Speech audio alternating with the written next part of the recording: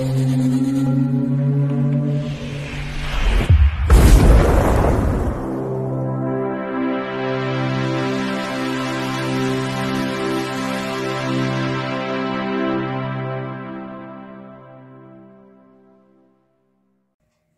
Bayek, it's me Ian, and in today's video, well, I'm continuing my look at classic Doctor Who, the Golden Age. Oh, it's brilliant. And we're getting near the end now.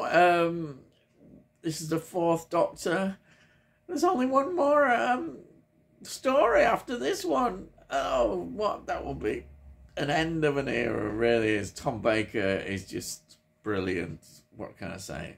Anyhow, this is The Keeper of Traken from 1981.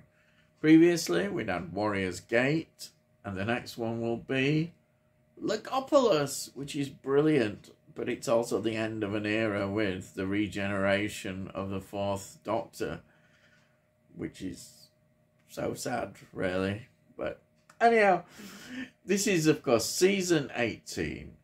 And it is the 6th story. And it's 4 episodes long. And was transmitted from the 31st of January to the 21st of February 1981. Now, it's written by Johnny Byrne, who also wrote Arc of Infinity, 1983, and Warriors of the Deep, 1984, both 5th Doctor stories. And it's directed by John Black, who directed 4 to Doomsday in 1982.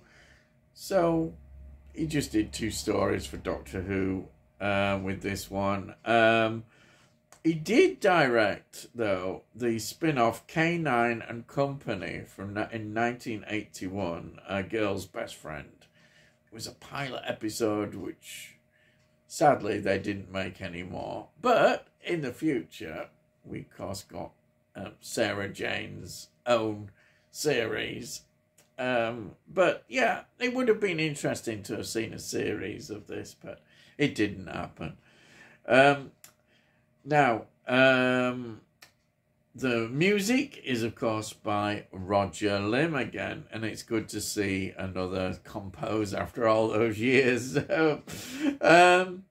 Now, the script editor is Christopher H. Bidmead, and it's produced, of course, by Jonathan Nathan Turner. And the executive producer is Barry Letts. So we'll go through the cast. We've got, of course, Tom Baker as the 4th Doctor. And now we've got Matthew Waterhouse as Adric as a companion. Now, the cast is headed by, well, guest stars as usual. And it is, of course, Anthony Ainley. And Anthony Ainley plays Trema. But of course, we all know what he's going to become. And that is the Master. So it's an exciting time for Doctor Who, bringing back the Master. And this episode is the return of the Master. Yes, let's not forget that. Brilliant. Now, Anthony Ainley was in You Only Live Twice, 1967, which is my favourite Bond film. I always have to slip that in, don't I? He was in Inspector Clouseau, 1968, but it was the Alan Arkin version, no Peter Sellers. He was in Oh, What a Lovely War, 1969, Richard Attenborough film. Yes, brilliant. Assault, 1971. The Blood on Satan's Claw, 1971, which is, of course, a bit of folk horror, and is very well thought of now.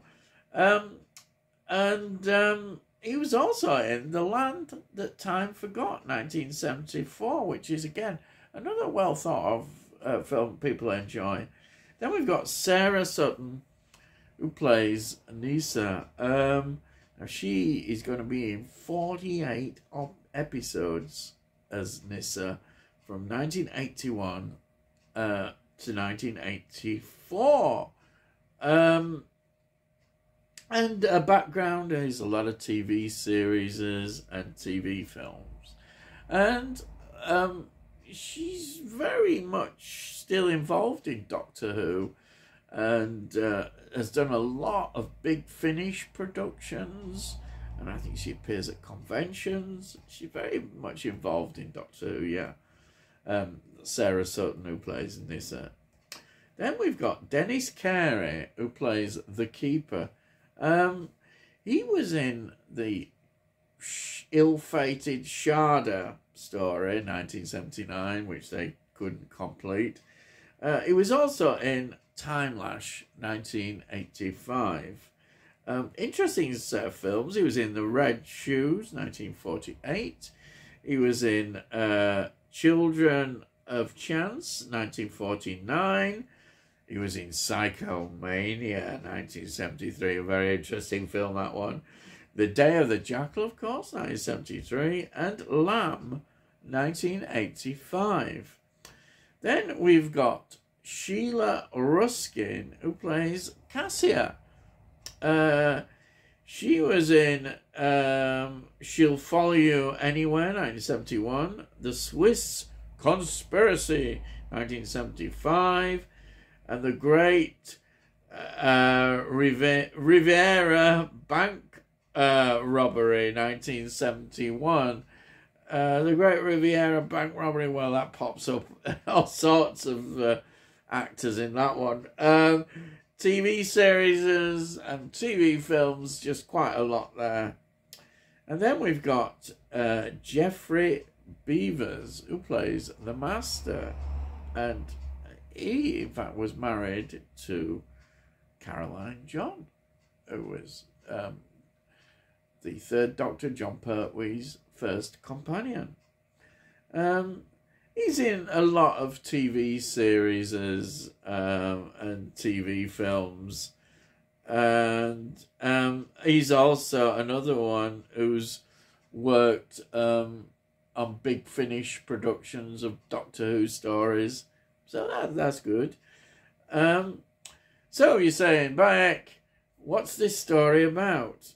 Well, there they are, Doctor and Adric happily in the TARDIS, and then there's an holographic image appears, and it is the Keeper of Traken, who has come asking for the Doctor's help. The Doctor has obviously seen him in the past, and he needs his help because he senses there's an evil presence, and it's going to affect his transition because his time as the Keeper of Traken is drawing near the end of it.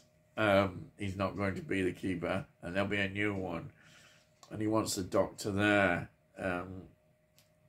And of course, we get that sense of unease. Traken is supposedly a wonderful, peaceful planet, and therefore they shouldn't be evil there, but it's there lurking. And of course, we discover why. We see Cassie, who is one of the sort of leaders on Tracken, and she is like talking to this giant sort of figure.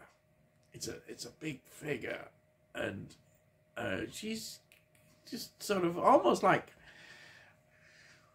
kind of building up a relationship in her mind as if it's some sort of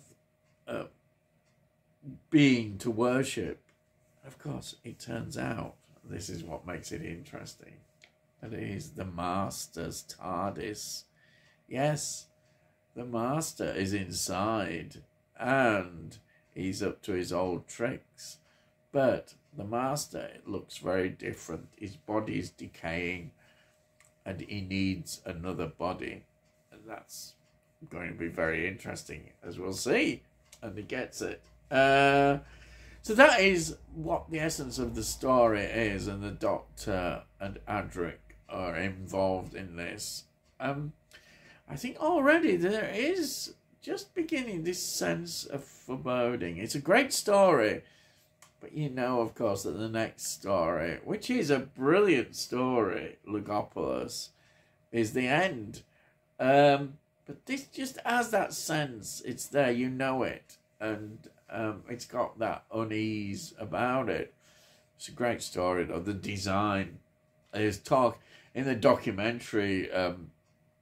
There's talk about the design quite a lot, and it's an Art Nouveau influence very much in the costumes and the sets.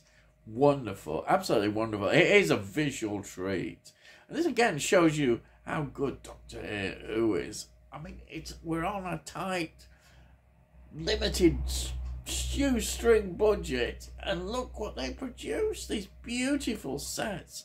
If there's one thing you say about this story, how beautiful it looks.